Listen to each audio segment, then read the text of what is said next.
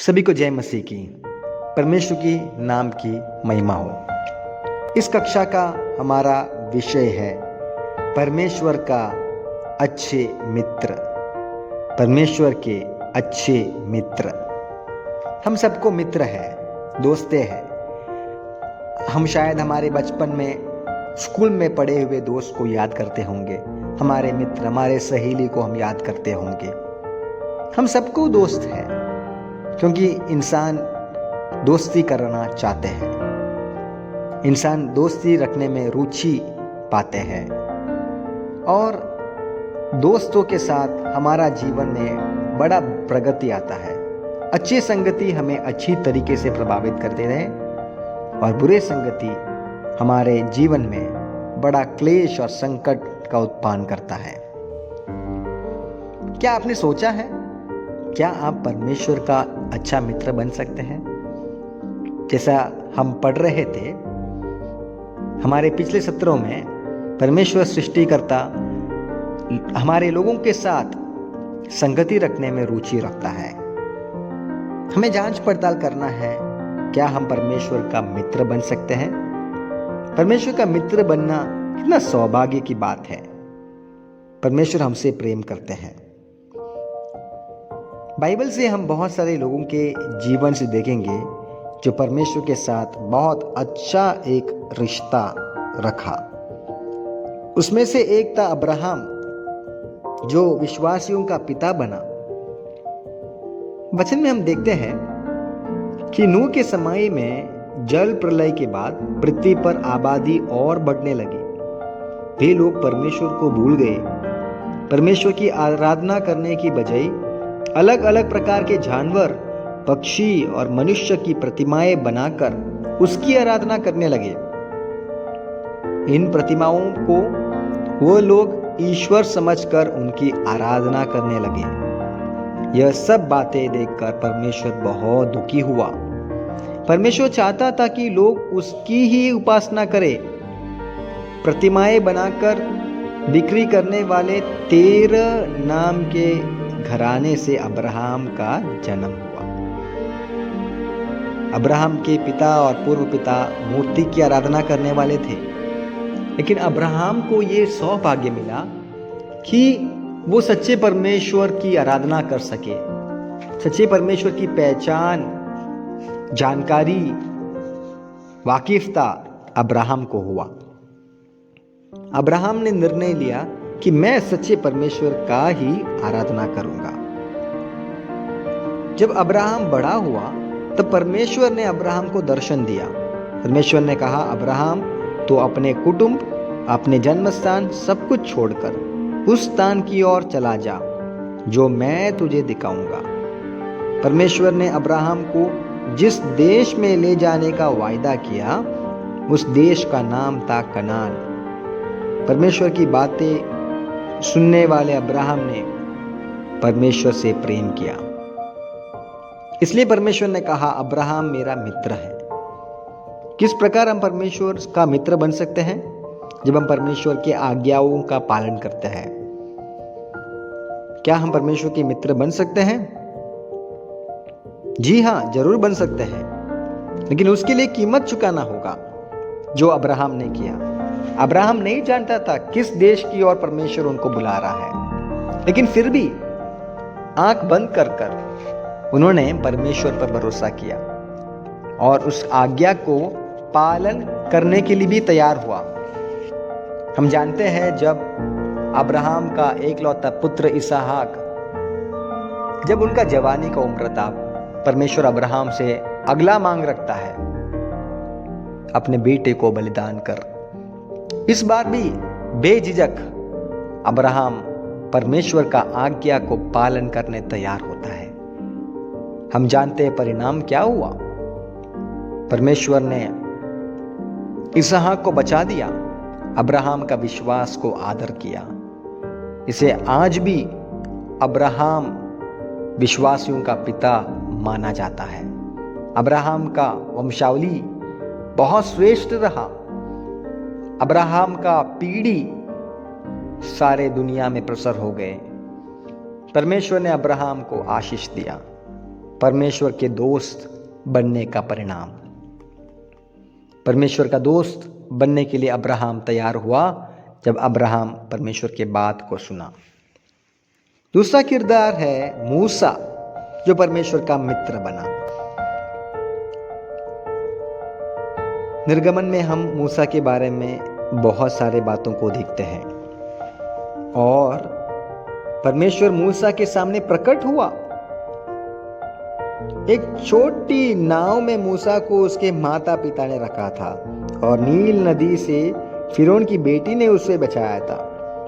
हम जानते हैं उस समय छोटे बच्चों को कत्ल करने का आज्ञा फिरौन द्वारा दिया गया था, लेकिन उसी समय इब्रानी होकर मूसा का जन्म हुआ और बड़े होकर मूसा इस्राएल का नेता बन जाता है। मूसा परमेश्वर का मित्र बना, आलसियों को नहीं बल्कि परमेश्वर परिश्रम करने वालों को पसंद करता है।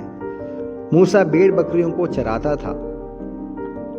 भेड़ बकरियों चराने वालों को चरवाहा कहते हैं। चरवाहे भेड़ों को चराने के लिए महीनों तक जंगल और पहाड़ों में रहते हैं। भेड़ों को पकड़ने के लिए जंगली जानवर भी आते हैं, उनसे भी वह भेड़ों की रक्षा करता है। परमेश्वर भी इसी प्रकार काम करता था। एक दिन मूसा अपने ससुर यित्रो को वहां पर भेड़ों का चेरा कर रहा था। चल चलकर वह परमेश्वर के पर्वत होरेब तक पहुंचा। वहां उन्होंने देखा कि जंगल की एक झाड़ी में आग लगी हुई है, लेकिन झाड़ी भस्म नहीं हो रही है। इस असाधारण बात को मूसा ने इससे पहले कभी नहीं देखा था। जब मूसा उस झाड़ी के पास गया, तब उस झाड़ियों के बीच में से परमेश्वर ने मूसा से बात की। हे मूसा, इधर पास मत आ, अपने पांवों से जूतियों को उतार दे, क्योंकि जिस स्थान पर तू खड़ा है वह पवित्र भूमि है। जैसे परमेश्वर ने कहा वैसे ही मूसा ने किया। एक मित्र के समान परमेश्वर ने मूसा से बातें की। इस्राएलियों को किस प्रकार चलाना है यह भी परमेश्वर ने मूसा से कहा। मूसा यह जानकर बहुत आनंदित हुआ। जैसा मूसा परमेश्वर का मित्र बना, वैसा परमेश्वर भी मूसा का मित्र बना। प्रियो, परमेश्वर हमें भी अपना मित्र बनाना चाहता है। मूसा को बहुत दुर्बलताएं थी। हम जानते हैं फिरौन के सामने जाने में वो हकलाता था, डरता था, लेकिन आज्ञा पालन करने तैयार हुआ। जब परमेश्वर ने मूसा को कहा आपको जाना है, वो आज्ञा पालन किया। जब उनको बोला अपना जूतियों को निकाल, वो जूतियों को निकाल दिया। जब परमेश्वर ने बोला लाल सागर को बांटने के लिए अपना छड़ी को धरा, वो करने के लिए तैयार हो गया। जब परमेश्वर हमें जो कहता है उसको करने के लिए हम तैयार हो जाते हैं, हम भी परमेश्वर का मित्र बन जाते हैं। हम भी परमेश्वर के अच्छे मित्र बन जाते हैं। अगला हम देखेंगे दूसरा एक किरदार जिससे हम काफी ज्यादा वाकिफ हैं, और वो है आयूब। पहला कुरिन्थियों 13:8 में लिखा है प्रेम कभी टलता नहीं। इसका सबसे बेहतरीन मिसाल है आयूब। आयूब के जीवन में कितना सारा दुख संकट आने के समय भी वो परमेश्वर में डटा रहा। बहुत साल पहले आयूब नामक एक भक्त मनुष्य, बहुत ही भक्त था, वो ऊंच देश में रहता था। वो हमेशा प्रार्थना करता था और परमेश्वर के नजदीक रहने की इच्छा रखने वाले थे। उन दिनों में लोग बलिदान चढ़ाकर परमेश्वर से प्रार्थना करते थे। आयूब भी अपने बच्चे और परिवार के लिए बलिदान चढ़ाता था। परमेश्वर की बातों को मानने वाले मूसा और अब्राहम से परमेश्वर ने जैसा प्रेम किया, वैसे ही आयूब से भी परमेश्वर ने बहुत प्रेम किया। आयूब बहुत धनी मनुष्य था। हजारों ऊंट, बैल, गधे, ये सब आयूब के पास थे। आयुब के बच्चे भी भक्त लोग थे। परमेश्वर चाहता है कि हम हमेशा आनंदित रहें, लेकिन शैतान यह पसंद नहीं करता है। शैतान आयुब पर दृष्टि लगाने लगा। एक दिन शैतान परमेश्वर के पास चला गया। उसका एक ही मकसद था कि किसी भी तरीके से आयुब को परमेश्वर से दूर करना ही है। वह परमेश्वर से कभी प्रार्थना ना करे, लेकिन शैतान की योजना असफल हो गई। आयुब के चारों ओर जो भाड़ा था उसे परमेश्वर ने हटा दिया और शैतान को अंदर घुसने अनुमति दे दिया। आयुब के जीवन में बहुत कष्ट आए, लेकिन आयुब ने कभी भी परमेश्वर का इनकार नहीं किया। उनके पत्नी ने भी उनको कहा, उनके दोस्तों ने भी कहा, छोड़ दो इस परमेश्वर को, लेकिन आयुब बड़े धीरज के साथ उस विश्वास को थामे रखे। ये विश्वास परमेश्वर के ऊपर अटल विश्वास था और परमेश्वर को नहीं छोड़े, बल्कि परमेश्वर को और भी ज्यादा प्यार करने लगे। जितना ज्यादा परेशानी बढ़ता है, उतना ज्यादा आयुब का परमेश्वर के प्रति प्यार भी बढ़ने लगा और परमेश्वर ने भी आयुब से प्यार किया। आयुब हमें वो बात दर्शाता है कि प्यार का कोई सीमा नहीं। प्यार सब कुछ सह लेता है और प्यार कभी टलता नहीं। आयुब भी हमारे लिए एक प्रेरणादायक व्यक्ति है, जो हमें सिखाता है कि कितना भी कष्ट आने पाए, कितना भी दुख मुसीबत से हमें जाना पड़े, हम यीशु के प्रति प्रेम में हम बने रहे, पीछे ना हटे और प्रेम की गहराई में दिन प्रतिदिन आगे को बढ़ते ही जाए। आगे बढ़ते हुए हम देखेंगे अगला किरदार जो हमारे लिए बहुत पसंदीदा है और हम सारे लोग इस व्यक्ति को जानते हैं, और वो है दाऊद, जो परमेश्वर का अच्छा मित्र था। पहला शमूएल 16:7 में हम पढ़ते हैं, मनुष्य तो बाहर का रूप देखता है, परंतु परमेश्वर यहोवा की दृष्टि मन पर रहती है। हमारे मनों को देखने वाला परमेश्वर। दाऊद का कद, दाऊद का आकार मायने नहीं रखा, परमेश्वर दाऊद का मन को देगा। यीशे नामक एक व्यक्ति इस्राएल में रहता था। उनके 8वें पुत्र के रूप में दाऊद का जन्म हुआ। बालकपन से ही दाऊद भेड़ बकरियों को चराने वाला था। उन दिनों में इस्राएल का राजा शाऊल था। शाऊल परमेश्वर की बातों को नहीं मानता था, इसलिए परमेश्वर ने शाऊल को बदलकर दाऊद को राजा बनाया चाहा। उस समय के भविष्यवक्ता शमूएल को परमेश्वर ने यिशै के घर में भेज दिया। यिशै के बड़े पुत्रों को छोड़कर छोटा सा बालक दाऊद को शमूएल ने राजा के रूप में अभिषेक किया। अभिषेक करने के बाद भी दाऊद भेड़ों को चराता था। उस समय भी शाऊल इस्राएल का राजा था। एक दिन पलिश्ती इस्राएल के विरोध में युद्ध करने आए। गोलियत नामक एक वीर ने पलिश्तियों में से निकलकर सभी इस्राएलियों को ललकारा। उसे देखकर इस्राएल की सेना डर गई। दाऊद के बड़े भाई लोग भी सेना में थे। वे भी सेना के काम में लगे हुए थे। शाऊल और उसके सिपाही डर के कारण अलग खड़े हो गए और गोलियत निरंतर परमेश्वर यहोवा का मजाक उड़ाता था। ये छोटा सा दाऊद से सह नहीं पाया। तब छोटा सा दाऊद युद्ध करने के लिए तैयार हो गया। दाऊद के पास एक गोफन था और तैली में 5 पत्थर थे। गोफन में एक पत्थर लगाकर दाऊद ने धुमाकर उस गोलियत को मार दिया, कत्ल कर दिया। पत्थर गोलियत के माथे पर जा लगा और गोलियत वही मुंह के बल गिर पड़ा। दाऊद ने दौड़कर गोलियत की तलवार से उसको मार दिया। युद्ध में इस्राएल ने विजय हासिल की। पलिश्ती हार कर भाग गए। छोटा सा दाऊद जब परमेश्वर का निंदा होता है, परमेश्वर का अपमान होता है, उन्होंने जोखिम उठाया और परमेश्वर की आत्मा दाऊद के ऊपर था।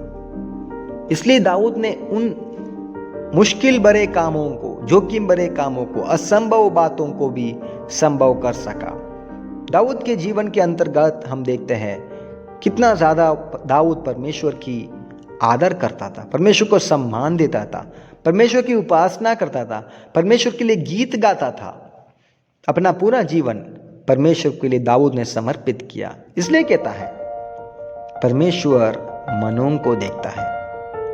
दाऊद का मन, दाऊद का हृदय मेरे दिल के जैसा व्यक्ति। ऐसे वीरों का परमेश्वर का खुद का गवाह है।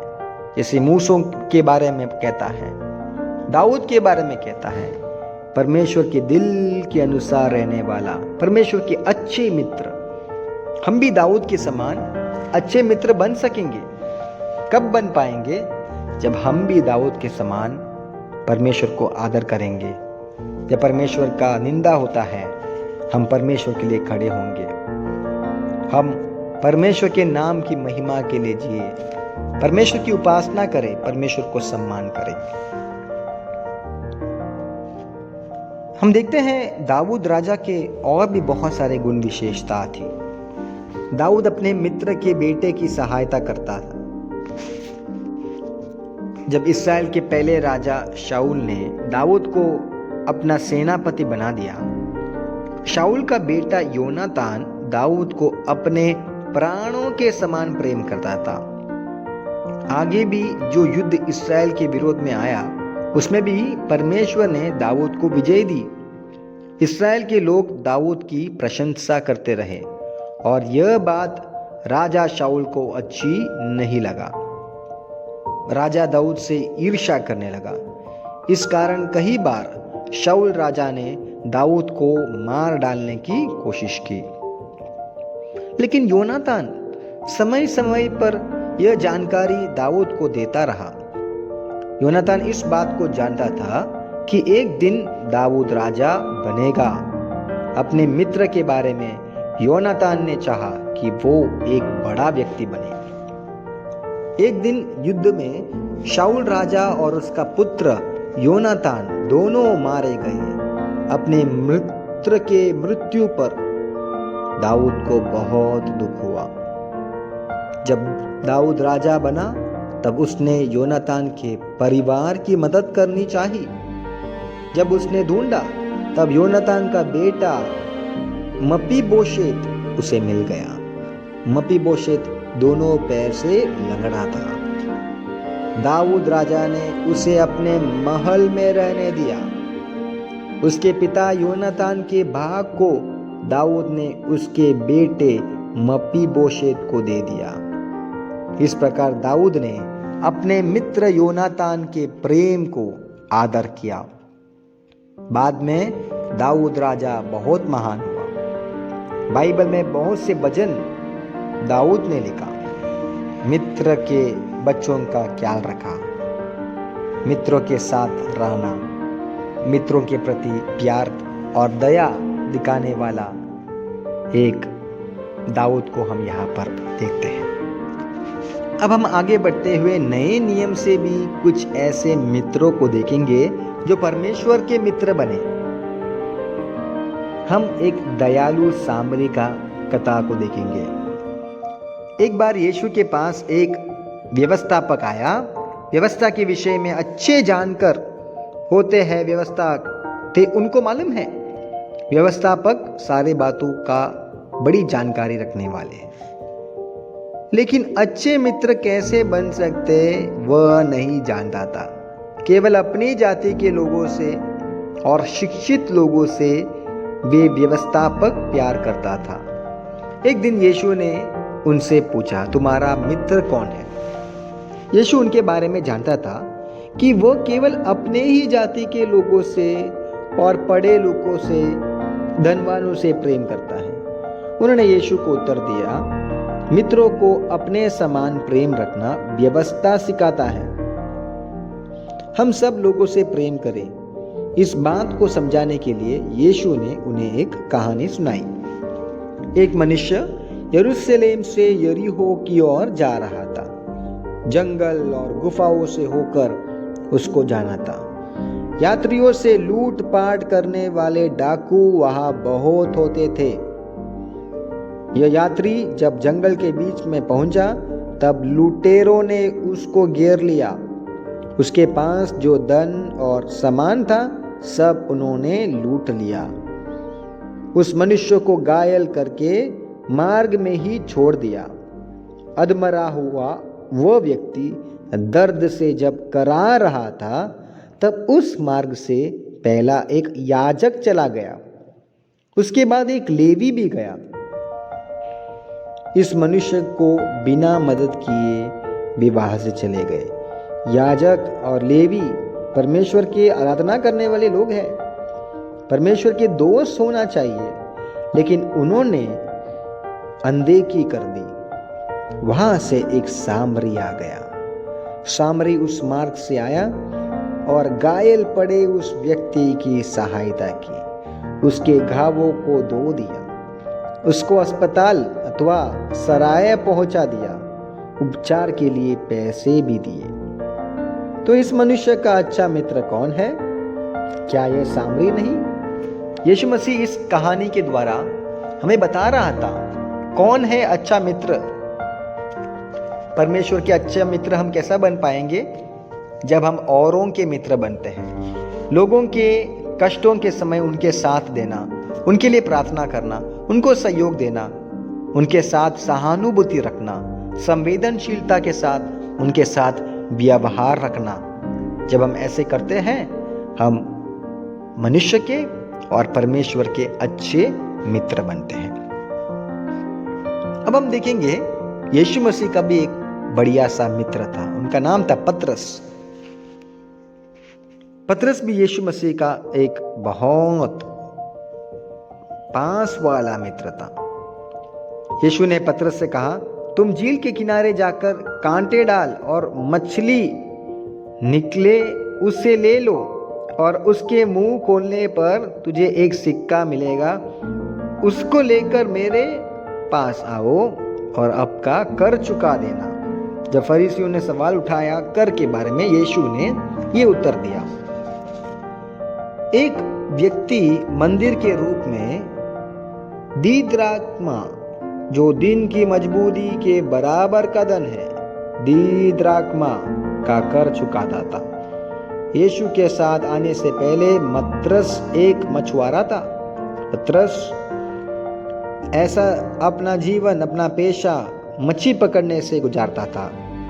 इसलिए इस समय मछली पकड़ने के लिए जब यीशु ने कहा, उसको बुरा नहीं लगा। यीशु के कहने के अनुसार ही पतरस ने किया। पतरस के मित्र यीशु ने उचित समय पर उसकी सहायता की। जब पतरस को कहा, जाकर मछली पकड़ कर लेके आओ और उसके मुंह से सिक्का को निकालो, ये आसान बात नहीं है। मच्छी को पकड़कर उसके मुंह खोलकर उसमें से सिक्का निकालना और एक मुंह के पास सिक्का निकालना बहुत कठिन बड़ी बात है। और जानते हैं कि मछली के मुंह से तो सिक्का कभी नहीं निकलेगा। फिर भी यीशु ने कहा, उसका आज्ञा पालन करने के लिए पतरस तैयार था। इस ऐसे पतरस यीशु का मित्र बन गया। प्रियो, हम भी परमेश्वर के मित्र बन सकते हैं। जब परमेश्वर हमको कुछ करने के लिए कहते हैं जो हमारे समझ के पहाड़ है, हमारे सोच विचारों से पहाड़ है, हमारे सोच धाराओं से मिलता नहीं है, उस समय भी हमें परमेश्वर के बातों को मानना आवश्यक है। उससे हम यीशु के मित्र बन सकते हैं। शत्रुओं को प्रेम करने से हम यीशु का मित्र बन सकते हैं। जब हम हमारे लोगों से प्यार करते हैं उसमें कोई मतलब नहीं है। जब हम औरों से प्यार करते हैं, उन लोगों से प्यार करते हैं जिन्होंने हमें शोषित किया है, जिन्होंने हमारे जीवन में बहुत संकट में डाले हैं, उस समय क्या हम लोगों से प्यार कर सकते हैं? ये हमें यीशु मसीह सिखाता है। और अब हम हमारे आखिरी सत्र में आए हैं इस अध्ययन का, और हम देखेंगे जेल में से एक मित्र का पत्र। नए नियम का एक भाग से हम देखेंगे और फिलेमोन का पत्री में से हम ये देखते हैं। परमेश्वर के सच्चे मित्र, परमेश्वर के अच्छे मित्र। जेल में से एक मित्र का पत्र। कुलुसिया नामक नगर में एक बहुत बड़ा धनवान रहता था। फिलेमोन ने पौलुस का प्रचार सुनकर यीशु मसीह पर विश्वास किया। फिलेमोन के घर में एक आराधना भी चलती थी। उनके घर में बहुत दास और दासी जो गुलाम थे वे भी थे। फिलेमोन पौलुस से बहुत प्रेम करता था। एक बार फिलेमोन के दास ओनेसिमुस ने एक बहुत बड़ा गलती की। उस कारण उसको जेल में जाना पड़ा। उस समय पौलुस में भी वही जेल में था। पौलुस ने ओनेसिमुस को सुसमाचार सुनाया और ओनेसिमुस जेल के अंदर ही यीशु मसीह को स्वीकार किया, उद्धार पाया। और ओनेसिमुस जब जेल से रिहा हुआ तब उसके जाने के लिए कोई जगह नहीं है। अब वो अपने स्वामी के पास वापस जाने में डरता है क्योंकि स्वामी के वहां से बड़ा अपराध करके वो जेल में फंसा है। अब कैसा फिर वापस जाएगा स्वामी के पास? तब पौलुस ने फिलेमोन को एक पत्र लिखा। उसमें यह लिखा, ओनेसिमुस ने अपनी गलतियों के लिए पश्चाताप किया है, इसलिए तुम उसको अपने घर में रख लो। गुलाम ओनेसिमुस को एक भाई के समान रखना है, उसकी गलतियों को क्षमा करना है। यह भी पौलुस ने फिलेमोन को लिखा। जब पत्र पढ़ा तब पौलुस की इच्छा के अनुसार फिलेमोन ने सब कुछ कर दिया। फिलेमोन और ओनेसिमुस ने एक ही आराधना में भाग लेकर आनंद के साथ अपना जीवन को बिताया। फिलेमोन चाहिए तो ओनेसिमुस को निकाल सकता था, लेकिन पौलुस के प्रति प्यार जताते हुए क्षमा करने वाला मित्र के बारे में हम देखते हैं। बड़ा मालिक था और गलती किया हुआ, अपराध किया हुआ अपने नौकर ओनेसिमुस को उन्होंने क्षमा कर दिया। अच्छे मित्र हम कब बनेंगे? जब हम भी लोगों को क्षमा देते हैं। लोगों ने हमारे जीवन में बहुत ठेस पहुंचाया हुआ, जानबूझकर हमारा दिल को तोड़े होंगे, लेकिन फिर भी परमेश्वर ये चाहता है, क्रूस पर यीशु मसीह ने जो प्रेम दर्शाया, शत्रुओं को प्रेम करना, अपने सताने वालों के लिए प्रार्थना करना और आपके खिलाफ जिन्होंने अपराध किया है उनके अपराध को क्षमा करना, ये यीशु मसीह ने हमें सिखाया हुआ सबक है। और फिलेमोन ने इसका आज्ञा पालन किया। फिलेमोन ने अपराध किया हुआ नौकर ओनेसिमुस को क्षमा कर दिया और इसका नतीजा क्या हुआ? मिलकर वो परमेश्वर के सेवा में लग पाए। तो प्रियो, हम अध्ययन कर रहे थे परमेश्वर का अच्छा मित्र, परमेश्वर का सच्चा मित्र। अब्राहम के बारे में हमने देखा, मूसा, आयूब, दाऊद के बारे में हमने सीखा, दयालु सामरी के बारे में देखा, पतरस के बारे में देखा और हमने देखा जेल में से एक मित्र का पत्र जो पौलुस फिलेमोन को लिखता है, यह मांग रखते हुए कि ओनेसिमुस को भी वो अपनाए। प्रियो, क्या हम परमेश्वर के अच्छे मित्र बन सकते हैं? जरूर बन सकते हैं। जी हाँ, जब हम इन किरदार के जैसे जो स्वभावों को, जो गुण विशेषताओं को उन्होंने अपने जीवन से दर्शाया, उसका जब हम भी आज्ञा पालन करते हैं, जब उनके मिसाल से हम भी प्रभावित होते हैं, हम भी हमारे जीवन को उनके जीवन के उदाहरण के साथ मिलाने का प्रयास करते हैं, तो हम भी परमेश्वर के अच्छे मित्र बन सकते हैं। हमारे लिए ये सुनहरा अवसर है कि हम भी परमेश्वर के अच्छे मित्र बने। क्या आप चाहते हैं कि आप परमेश्वर के अच्छे मित्र बने? विश्वास योग्यता के साथ, ईमानदारी के साथ, परमेश्वर के साथ सहभागिता रखना अगर आप चाहते हैं, तो परमेश्वर भी आपका मित्र बनना चाहते हैं। परमेश्वर को ऐसा मित्र चाहिए जो विश्वास योग्य रहे, जो परमेश्वर के हित समर्पित रहे और परमेश्वर के लिए अपना जान भी दे। इस प्रकार का मित्र बने। सच्चे मित्र कौन है? जो अपने साथी मित्र के लिए अपना प्राण देता है। इसी प्यार यीशु ने कलवरी पर दर्शाया। उसके वास्ते हम भी हमारे जीवन को परमेश्वर के अच्छे मित्र बनने के लिए समर्पित करेंगे। परमेश्वर हमको इस बात को पूरा करने के लिए तैयार बनाए, परमेश्वर के अनुग्रह से। आमीन।